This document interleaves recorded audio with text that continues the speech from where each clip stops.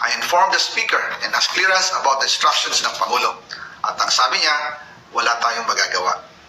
Kaya po nagtataka ako kung bakit sinasabi ni Pangulo na hindi niya makilala ang budget.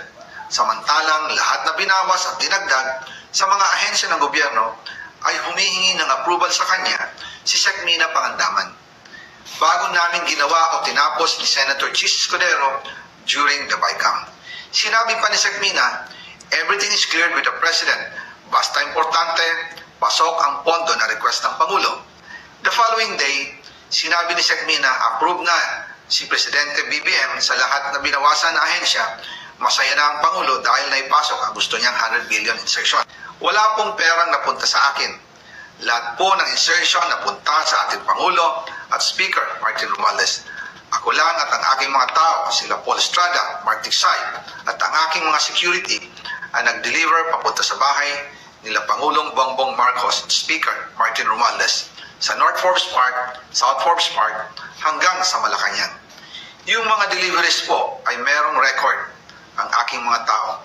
Totoo po yung sinasabi ni Orly Gutesa na nag-deliver siya sa Forbes Park. Totoo din po ang sinasabi ni Orly Gutesa na nag-deliver siya sa Malacanang nung siya ay nasa Senado. Para mapatunayan ang mga litrato na deliveries ay lalabas ko po together with this video.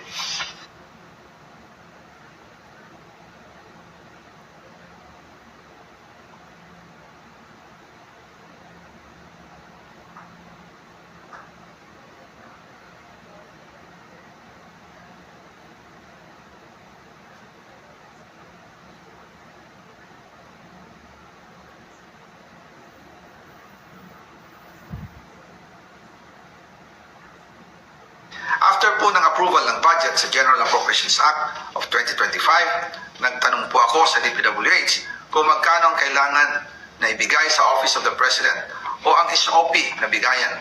Ang sinagot sa akin ay 25%. Ang ibig sabihin nito, 25% ng 100 billion ang SOP na kailangan ibigay kay BBM mismo. In total, 25 billion ang napunta kay Pangulong Bongbong Marcos.